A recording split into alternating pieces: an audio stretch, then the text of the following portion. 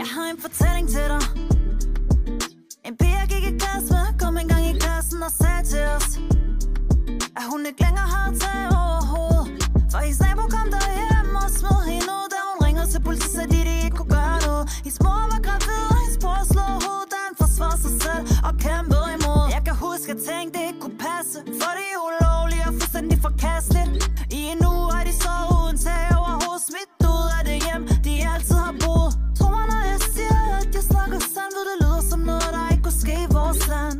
Og du har ret, det var ikke det her land, det var på Vestbred. Men hvad er egentlig forskellen, når de siger, Sandra, lad nu være at gå ind i politik? Det kan ødelægge din succes, det kan fuck op din musik. Jeg snakker ikke politik, jeg snakker kun facts. En missil mod en sten er ikke konflikt, det er et angreb. Og lad os lige få en ting på det rene. Jeg er ikke her for cloud, for penge eller for fame. Hvis det at snakke sandhed kan give mig bagslag, falder jeg med stolthed i kamp for deres sag. Viva Palæstina. Helikopter og missiler mod en sten i hans hånd. Viva Palæstina. Et helt militær mod en sten i hans hånd. Viva Palæstina. Viva Palæstina. Marwan har sagt det før, og nu siger det igen. Free Palestine.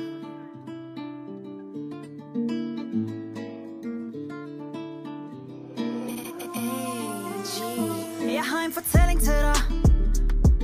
En dreng jeg voksede op med, sendte mig brev med posten og sagde til mig, at han var sat i fængsel uden en domstol.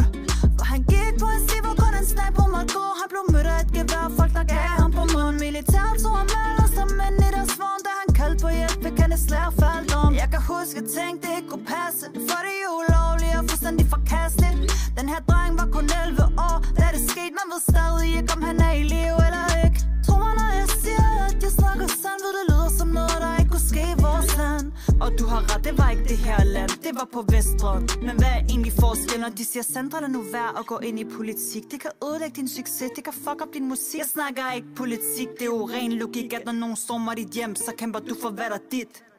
Det er os, der skal snakke nu, for selv deres mediebygning blev bombarderet ned til afgrunden. Hvis det at snakke sandhed kan give bagslag, falder jeg med stolthed i kamp for deres sag.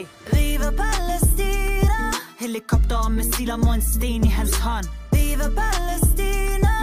Et helt militær mod en sten i hans hånd. Viva Palæstina.